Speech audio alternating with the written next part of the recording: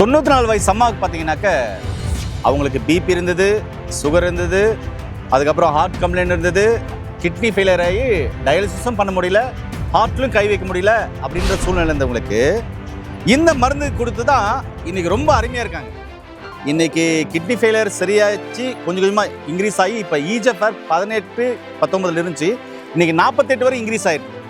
8 நாளில் எல்லாமே நார்மலாக எழுந்து நல்லா சாப்பாடு கேட்டாங்க. இன்னும் நல்லா பேசுனாங்க அன்றைக்கி. ஆனால் என்ன சந்தோஷமாக பேசுகிறாங்க, எதிர்பார்க்கவே இல்லை. 1/2 மணி நேரம் பேசுனாங்க அன்றைக்கி. மொத்தத்தில் அடிப்படையில் சர்க்கரைங்கிறது ஒரு மனோவியாதியும் கூட. அதனால் அதை மனசை வந்து ரிலாக்ஸாக வச்சுக்கோங்க, மெடிடேஷன் பண்ணுங்கள், இல்லைன்னா மடைமாற்றம் பண்ணுங்கள், நல்லா இனிமையான இசை சாங்ஸ் கேளுங்க, ஏதோ ஒரு வகையில் மனசை வந்து ஃப்ரெண்ட்ஸுங்களை போய் பாருங்கள், நல்லா வாய் விட்டு சிரிங்க.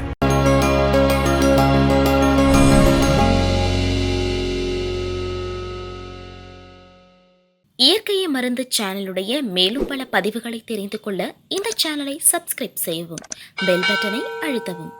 மேலும் மருத்துவரின் ஆலோசனை பெற இந்த வீடியோவில் உள்ள எண்ணிற்கு தொடர்பு கொள்ளவும். இயற்கை மருந்து நேயர்களுக்கு வணக்கம். உங்களுக்கு சக்கரை நோய் இருக்கா? கவலைப்படாதீங்க. டைப் 1 டைப் 2 இருக்கா? கவலைப்படாதீங்க. பல மாதங்களாக பல வருஷங்களாக மருந்து எடுத்துக்கிறீங்களா? கவலைப்பட வேண்டாம். இதுக்கான முழுமையான தீர்வு சித்த மருத்துவத்தில் இருக்குது. சித்த மருத்துவத்தில் நிறைய மருந்துகள் சக்கரை நோய்க்காக இருக்குது. இப்போ சொல்ல போகிற மருந்து எக்ஸலண்ட்டாக வேலை செய்யணும்னு சொல்கிறாரு. அது என்ன மருந்து, எப்படியெல்லாம் சாப்பிட்லாம், வாங்க வீடியோக்குள்ளே போவோம். ஐயா வணக்கம். ஐயா வணக்கம். ஐயா, இன்றைக்கி எங்கே பார்த்தாலும் நிறைய பேருக்கு சக்கரை நோய்.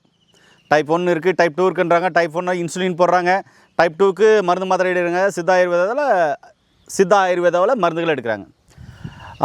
பார்த்துட்டு உங்களுக்கு என்ன சொல்கிறேன்னா, சித்த மருத்துவத்தில் சக்கரை நோய்க்கு சிறப்பான சிகிச்சைகள் எல்லா இடத்துலையுமே கொடுக்குறாங்க. முக்கியமாக உங்கள் அருகில் இருக்கிற சித்தா டாக்டரை கன்சல்ட் பண்ணி அவங்ககிட்ட போயிட்டு உங்கள் சக்கரை நோய்க்காக டைப் 1 இருந்தாலும் சரி, டைப் 2 இருந்தாலும் சரி, அவங்கள தொடர்ந்து நீங்கள் ஃபாலோ பண்ணி மருந்துகள் எடுக்கும்போது நிச்சயமாக படிப்படியாக ரிவர்ஸ் பண்ணிட முடியுங்க. ஏங்க, சக்கரை நோய்க்கு சிறப்பாக மருந்துகள் இருக்குது, நாம் தான் தேடுறதில்ல. அப்போ போய் தேடி போனாலையும் சரியான மருந்துகளை எடுக்கிறதில்ல. கொஞ்ச நாளைக்கு அங்கே, கொஞ்ச நாளைக்கு இங்கே, அதுக்கப்புறம் வயிறு வாயம் கட்ட மாட்டேன்னுவாங்களா, இப்படியெல்லாம் இருக்கிறதுனால அந்த சுகரு மருந்து சாப்பிடும்போது இறங்குது, விட்டால் ஏறுது, இப்படின்ற மாதிரி சூழ்நிலைகள் இருக்குது.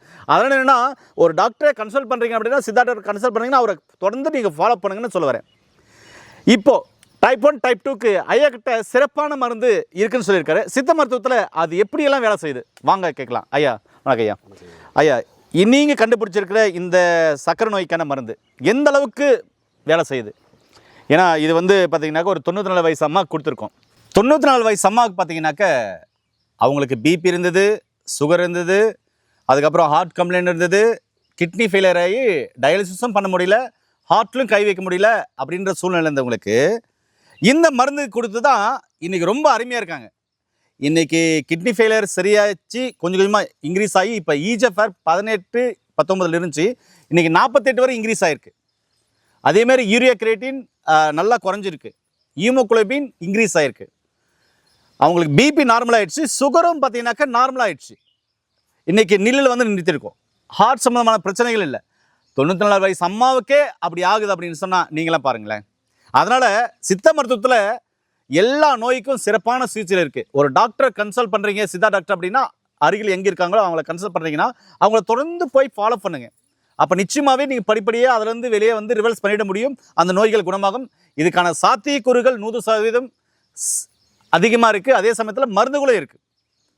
அதனால் சக்கரை நோயாளியா நீங்கள் கவலையப்பட வேண்டாம். டைப் 1 டைப் 2வா கவலையப்பட வேண்டாம், சரிங்களா? சித்த மருத்துவத்தில் அருமையான தீர்வு இருக்குது. ஐயா சொல்லுங்க ஐயா, அந்த 94 வயசு அம்மாவுக்கு நீங்கள் பிபி இருந்துச்சு, சுகர் இருந்துச்சு, அதுவும் ஹார்ட் கம்ப்ளைண்ட் இருந்துச்சு, கிட்னி சம்மந்தமான பிரச்சனைகள் இருந்துச்சு, அதுவும் அந்த அம்மாவுடைய பிள்ளைகள் பேசும்போது சொன்னாங்க, டாக்டர் ஆவதன்ட்டாங்க, நீங்கள் வீட்டுக்கு எடுத்துகிட்டு போயிருங்க, சொந்த மதத்துக்கெல்லாம் சொல்லுங்கள் அப்படின்னு கூட சொல்லிட்டாங்க.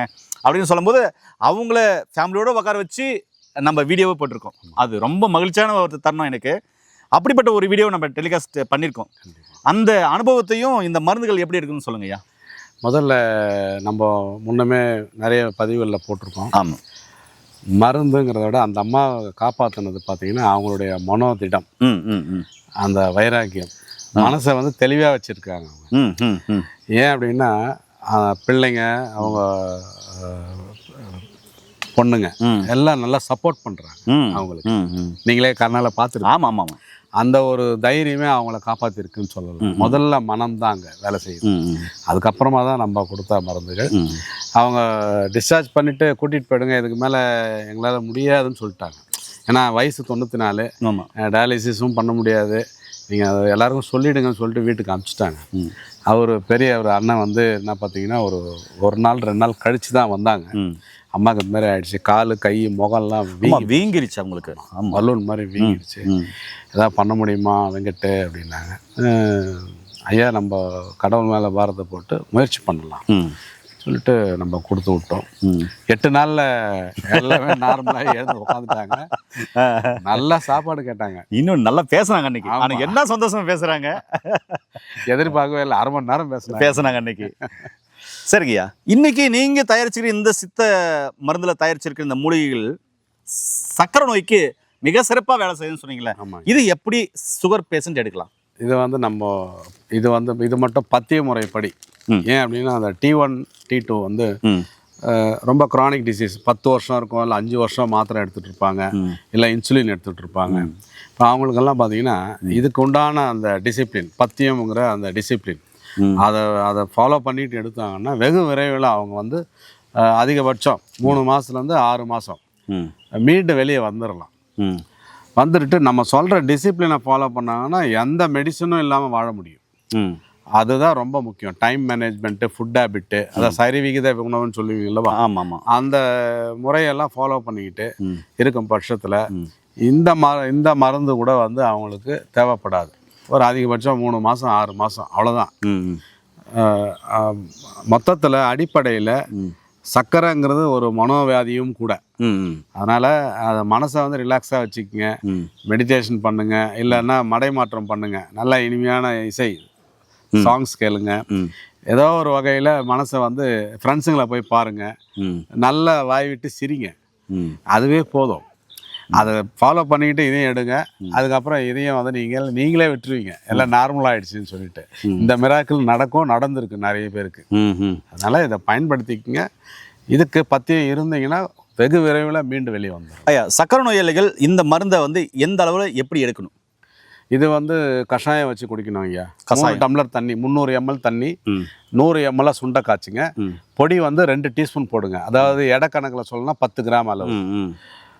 1 டம்ளராக 100 ml சுண்டை காய்ச்சி வடிகட்டணும். வடிகட்டிட்டு பாதி அதில் 50 ml காலையில் வெறும் வயிற்றில், 50 ml மாலையில் வெறும் வயிற்றில், அதாவது ஒரு 5 மணி வாக்கில்.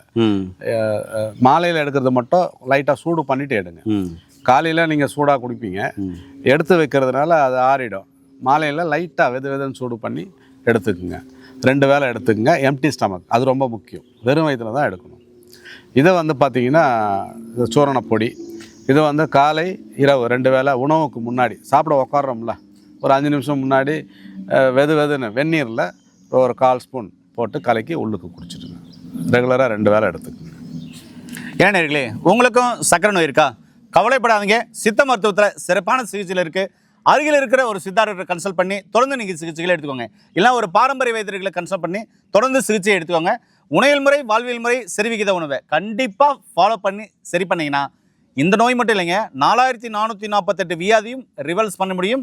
அதுக்கான சாத்தியக்கூறுகள், மூலிகைகள், மருந்துகள் சித்த மருத்துவத்தில் ஏராளமாக இருக்குது. அதனால தான் பக்கத்தில் இருக்க ஒரு சித்தா டாக்டரை கன்சல்ட் பண்ணி தொடர்ந்து அவங்கள ஃபாலோ பண்ணுங்கன்னு சொல்கிறேன். அதனால் சக்கரை நோய் உள்ள எல்லாருக்குமே இந்த வீடியோவை ஷேர் பண்ணுங்கள். நல்லதை பகிர்ந்து ஆரோக்கியமான சமுதாயத்தை உருவாக்குவோம். நான் உங்கள் அன்பு சகோதரன் ஹரிதாஸ். நன்றி, வணக்கம். வணக்கம் ஐயா.